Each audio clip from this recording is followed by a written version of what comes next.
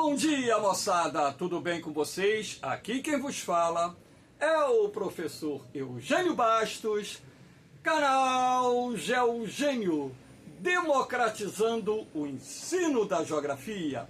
Moçada, vamos fortalecer o canal, se inscrevam no canal, dê aquele like, compartilhe o vídeo e ajude o professor Eugênio Bastos a democratizar o ensino da geografia.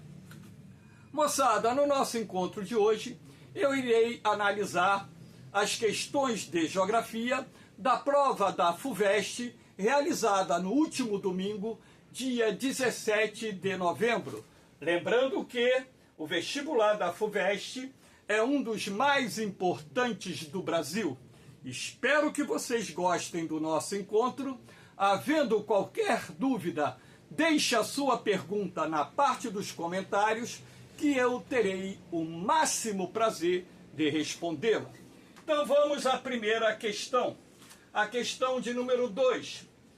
Analise na figura a seguir os dados referentes a áreas de garimpo ilegal, localizadas em terras indígenas na Amazônia brasileira e sua distância em relação a corpos d'água.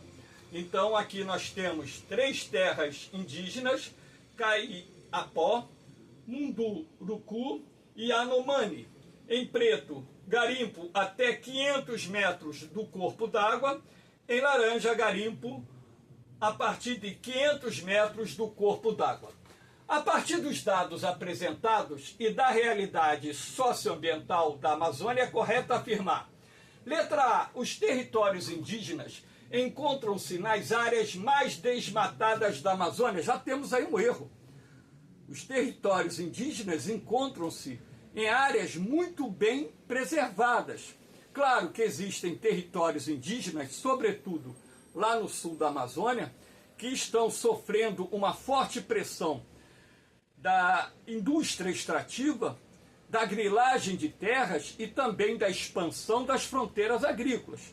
Mas nós estamos falando as exceções e não de uma forma generalizada. Então isso aqui está errado. Como o garimpo ilegal produz forte impacto ambiental pelo intenso uso da água em seus processos, também é um outro erro. Tal atividade colabora com a desertificação do bioma. Um outro erro, desertificação do bioma, até mesmo porque a área de garimpo, ela promove, vamos dizer, impactos ambientais em microescalas no que diz respeito ao desmatamento. Claro que o impacto ambiental também é gerado pelo uso do mercúrio para obter o ouro, separar o ouro dos demais sedimentos, e o mercúrio é um metal altamente tóxico que contamina a água, que por sua vez contamina os peixes, contamina os animais que bebem dessa água e contamina o ser humano, ou por se alimentar dos peixes, ou por ingerir água contaminada, ou ainda por inalar o vapor de mercúrio. Então, letra A errada. B. O garimpo ilegal representa alto risco a populações humanas e animais em geral, pela contaminação das águas e dos alimentos por substâncias usadas na garimpagem, principalmente o mercúrio. Correto? E porque tal atividade ocorre em áreas ainda muito preservadas, aumentando o impacto ambiental. Então, a resposta da letra B está absolutamente correta. C. O garimpo ilegal na Amazônia não produz tanto impacto para os corpos d'água. Errado, claro que produz. Não só pela contaminação com mercúrio, assim como o garimpo de baixão, ele aumenta a carga de sedimentos que ingressam nos rios amazônicos, aumentando a turbidez da água, que por sua vez pode em determinados pontos até reduzir a concentração de oxigênio e causar mortandade de peixes. Uma vez que as atividades encontram-se distantes do rio Amazonas e seus afluentes, está contrariando o próprio mapa e os dados que estão contidos aqui do lado. Os maiores rios da região, seu maior impacto ocorre devido ao desmatamento de extensas áreas. Outro erro. área desmatada pelo garimpo são áreas relativamente muito pequenas. D. A proximidade dos corpos d'água deve-se a questões estratégicas e não ao garimpo ilegal propriamente. Já está errado. É porque ali você tem possibilidade de encontrar maior quantidade de ouro. Então já está errado. Pois este é de baixo impacto, errado mais uma vez, porém traz conflitos territoriais com as comunidades indígenas. Essa parte está certa. E os rios constituem rotas de fuga rápidas e eficientes para os garimpeiros. Correto. Dependendo se eles utilizarem aquelas lanchas chamadas voadoras, eles conseguem escapar rapidamente. Mas normalmente eles adentram na floresta e quando se faz a repressão através dos órgãos oficiais, das forças de segurança e por aí vai, normalmente eles entram dentro da mata e o pessoal não vai atrás dos garimpeiros. Letra E. A relação entre garimpos e corpos d'água ocorre de forma em seus processos. Os garimpeiros buscam esses territórios porque as populações indígenas sabem onde existe ouro e se desenvolveram próximas aos rios e lagos. Os índios sabem onde se desenvolveram o ouro. Os índios da Amazônia desconheciam, a Amazônia brasileira, a metalurgia. Uma pedrinha de ouro para eles e nada tem o mesmo significado. Estou falando os índios primitivos. Não estou falando lá dos povos pré-colombianos, né, dos incas, por exemplo, que habitavam ali vastas áreas do Peru. Esses conheciam a metalurgia e até o valor do ouro. Né? Não vou dizer o valor financeiro, mas o valor do ouro. Então, afirmativa também errada. Resposta letra B. Questão 25. Historiadores encontraram um mapa antigo onde não era possível identificar a escala do mapa. Com algum esforço e apoio de geógrafos, foi possível avaliar a distância no mapa entre duas localidades como sendo de 20 centímetros. Buscando elementos na paisagem, foi possível quantificar a distância entre elas como equivalente a 40 quilômetros. Com base nessas medidas, a escala numérica do mapa corresponde a... Para você calcular o valor da escala, basta dividir a distância real, nesse caso 40 quilômetros, pela distância no mapa, 20 centímetros. Então aqui você tem escala igual distância real dividida pela distância no mapa. Qual é a distância real? 40 quilômetros. Qual é a distância no mapa? 20 centímetros. Você pode dividir quilômetro por centímetro? Não. Tem que igualar as casas. Então, de quilômetro para centímetro, você tem que acrescentar 5 zeros. O zero do hectômetro, o zero do decâmetro, o zero do metro, o zero do decímetro e o zero do centímetro. Então, você corta aqui, né, corta aqui esse zero, corta esse zero e divide aqui 400 mil por 2. Ao dividir 400 mil por 2, você vai ter 200 mil. Então, a resposta correta é 1 para 200 mil. Isso quer dizer que 1 centímetro no mapa corresponde, na vida real, 200 mil centímetros. Ou seja, resposta letra B de bola. Não é muito comum, né, eles pedirem para calcular valor de escala em questões de cartografia, não. É mais comum calcular a distância real. Mas gostei, achei essa questão muito boa. 26. Atualmente, 80% do comércio mundial transita pelos mares, principalmente em rotas que passam pelos canais do Panamá e de Suez. Com a redução das calotas polares, novas rotas estão surgindo no Ártico. Mesmo com sua fragilidade ambiental, a região passou a ser uma nova fronteira para o comércio mundial. Sim, em função do aquecimento global, o Ártico vem sofrendo um degelo crescente no período do verão, e isso acabou contribuindo para o surgimento de mais uma nova rota comercial para fazer a conexão, por exemplo, né, do norte da Ásia, do norte da Europa, com o norte da América do Norte ou a América do Norte como um todo. Então, letra A, rota que liga os portos de Murmansk a Churchill. Churchill está aqui, na Baía de Hudson, lá no Canadá. Murmansk está aqui, na região do mar, ali perto do mar de Barents. Murmansk, não, está aqui, né? Murmansk está aqui, no norte ali, se eu não me engano, da Noruega. Então, ora, está aqui. É vantajosa em razão da facilidade de acesso. Facilidade de acesso, a maior parte do ano, essa região aqui em cima, ela fica com gelo, ela passa aqui na costa da Groenlândia, quer dizer, uma região também com a presença de vários icebergs, vários blocos de gelo, e a Baía de Hudson, ela fica congelada mais ou menos 6 meses por ano. Então, já descarta essa alternativa. E de não interferir na zona econômica exclusiva, evitando conflitos territoriais. Claro que a navegação internacional ela pode passar pelas zonas econômicas exclusivas. Não há problema nenhum. Tá? O tráfego marítimo internacional é permitido nessas áreas. B.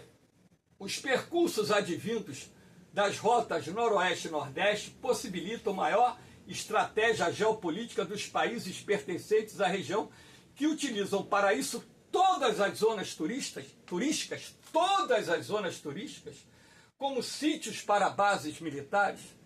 Esse todas aí rebentou com a questão. Com a afirmativa, perdão. C. A rota nordeste que liga Roterdã a Xangai aumenta a distância percorrida. Roterdã fica na Holanda, tá? Xangai na China. Aumenta a distância percorrida pelas frotas marítimas e ainda pode ser ameaçada pela ampliação da cobertura de gelo no futuro. No futuro, o gelo, inclusive a previsão é que daqui a algumas décadas, no período do verão, o mar glacial ártico não tenha mais gelo. Então isso aí descaracteriza, deu errado a afirmativa. D. A rota noroeste que liga a Ásia e a América é percurso já consagrado pelo tráfego marítimo intenso, possui a menor distância por percorrer muitos portos comerciais e bases militares. Então percorre muitos portos comerciais aqui em cima? Claro que não. Tá? Então a afirmativa errada, só restou a E. O fluxo comercial possibilitado pelas rotas noroeste e nordeste tende a se concentrar no Estreito de Bering, aqui o Estreito de Bering, que separa o Alasca de Vladivostok, reduzindo a distância a ser percorrida em relação aos trajetos vias canais do Panamá e Suez. Afirmativa 100% correta, letra E. Questão 48. Os gráficos a seguir apresentam a evolução do abate de bovinos e da participação de machos e fêmeas por trimestre, indicado por algarismo romano, segundo informações obtidas pelo IBGE. Aqui nós temos o primeiro gráfico, a evolução do abate de bovinos no Brasil por trimestre, 2019 e 2024. O outro gráfico, a evolução da participação de machos e fêmeas de bovinos no Brasil por trimestre, 2019 e 2024. Vamos lá. A partir dos dados observados nos gráficos, é correto afirmar que no primeiro trimestre de 2023, a diferença entre as quantidades de machos e fêmeas abatidas foi menor que a do primeiro trimestre de 2024. Foi menor. Machos e fêmeas, 2023. Primeiro trimestre foi menor do que o primeiro trimestre de 2019? Não, afirmativa errada. Então, vamos lá. B. No primeiro trimestre de 2023, a quantidade de fêmeas abatidas foi de aproximadamente 2 milhões. Aí teria que fazer esse cálculo para obter isso. No primeiro trimestre de 2021 e 2022, a diferença entre as quantidades de machos e fêmeas abatidos foi igual. 2021 e 2022, vamos ver aqui. 2021, quantidade de macho e fêmea. 2022 foi igual. Você observa uma diferença muito grande. No primeiro trimestre de 2024, a quantidade de fêmeas abatidas foi de aproximadamente 4,3 milhões. Então, para e pensa aqui, ó, primeiro trimestre de 2023, né? 46,2% de fêmeas abatidas, ok? Tranquilo? E vamos lá, voltar para lá. Então você pega o número total, 9,3 milhões. Você pega 46,2%, então tira esse porcento, multiplica aqui por 9,3 milhões. E o resultado você vai dividir por 100. Então você vai ter isso aqui, ó. Aproximadamente 4,3 milhões, porque o resultado deu 4,296 mil, né, e 296.060, né, animais abatidos, né, quantidade de fêmeas. Então, resposta correta, letra D de dado. Então, muito simples, né? Multiplica-se 46,2 vezes a quantidade de animais e depois divide por 100 e você obtém a quantidade de fêmeas abatidas. O mesmo processo você poderia ter feito aqui em cima. Então, resposta correta, letra D de dado. Aqui nós temos a 49. Observe as imagens de satélite que indicam o desmatamento de 12.272 hectares no município de Formosa, do Rio Preto, Bahia, região do Matopiba. Matopiba, siglas do Maranhão, Tocantins, Piauí, Bahia, uma das regiões de maior desenvolvimento do agronegócio brasileiro. Então nós temos aqui, com base na análise temporal das imagens, assinale a alternativa que apresenta, respectivamente, o bioma correspondente à região do Matopiba. O bioma ali, dominante, é o Cerrado. Não tem nem que discutir. A atividade econômica desenvolvida nesse local é o agronegócio, produção de grãos, criação de gado. E o possível impacto ambiental negativo decorrente de tal atividade. Cerrado, agropecuária e processos erosivos decorrentes do manejo inadequado do solo para a produção agropecuária. Então, resposta correta, letra A, não tem o que se discutir. Vamos à questão 50. Neste bioma, a vegetação nativa apresenta-se intercalada por extensas monoculturas de soja e de arroz. Em alguns lugares, a vegetação campestre original tem sido substituída por vegetação florestal, formada por árvores de eucaliptos, que começaram a ser cultivadas lá nos últimos anos.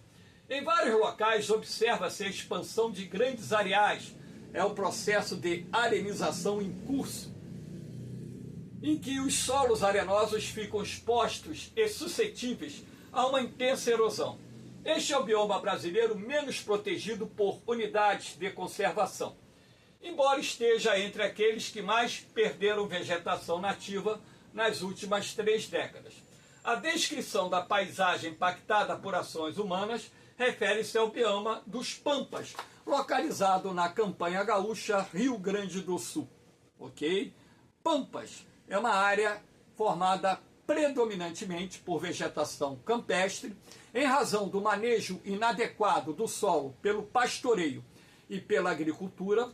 Nós temos áreas em processo de arenização, como por exemplo no município de São Mateus do Sul, e nós temos também, dentro desse bioma do Pampa, o reflorestamento com eucaliptos, ou seja, a prática da silvicultura, produção de eucaliptos para fornecer matéria-prima para a indústria de celulose e papel e também para a indústria da construção civil. E, claro, indústria moveleira. Então, a resposta correta, a letra D. 51. A figura a seguir representa a variação espacial da temperatura do ar por tipo de área, considerando diferentes padrões de uso e ocupação do solo do município. Aqui, esse esquema representa uma ilha de calor. Acredito que todos vocês tenham tido aula sobre isso, não só em ciências lá no ensino fundamental, assim como em geografia e biologia. Repare que a temperatura ela aumenta da área rural em direção à área mais edificada, onde nós temos maior concentração de edificações e também maior concentração de prédios mais altos. A explicação para as características desse perfil de temperatura do ar deve-se a maior ocorrência de áreas verdes. Está errado. Quanto maior a área verde, mais amena será a temperatura. Aliás, um dos fatores responsáveis pela formação das ilhas de calor é justamente a redução das áreas verdes nas cidades, nas periferias que absorvem mais radiação solar e aquecem o ambiente. Ora, se as áreas verdes, elas absorvem mais radiação solar, consequentemente, elas irão aquecer menos o ar atmosférico, até mesmo porque o sombreamento das árvores sobre a superfície reduz essa capacidade do Sol aquecer a superfície do planeta. E reparem, ultrapassando 32 graus aqui, ó, temperatura bem abaixo de 32 graus aqui nas áreas rurais. Uma boa observação levaria você a descartar a letra A. B. A maior absorção de radiação solar nas áreas centrais das cidades, compostas em sua maioria por asfalto, vidro, concreto. Principalmente o asfalto e concreto são materiais que têm grande capacidade de absorver a radiação solar, convertê-la em calor e conservar a temperatura. E dessa forma contribuindo para que a temperatura média nessas áreas mais edificadas acabe sendo mais elevada do que a temperatura média nas áreas subjacentes. Então, resposta correta, letra B. C. Ao efeito de sombreamento dos edifícios, o sombreamento dos edifícios, a parte lá embaixo da superfície é menos aquecida, tá? Com maior disponibilidade de radiação solar e temperaturas inferiores a 30 graus, aqui a temperatura acima de 30 graus, bem acima onde tem concentração de prédios. A presença de áreas comerciais e residenciais ao longo de todo o perfil, claro que não, já descaracterizou a afirmativa, que eleva a temperatura acima dos 32 graus. Então você vai observar que essa temperatura varia no perfil aqui representado. E reduzem a umidade. A maior reflexão da radiação solar nas áreas centrais, maior reflexão não, maior absorção, Asfalto e concreto são materiais que absorvem muita radiação solar, por apresentarem albedo menor. Também está errado, por apresentarem albedo maior que as superfícies vegetadas. 53. A estação meteorológica Mirante de Santana é principal referência do Instituto Nacional de Meteorologia, no município de São Paulo. O climograma a seguir apresenta dados referentes ao mês de fevereiro de 2023.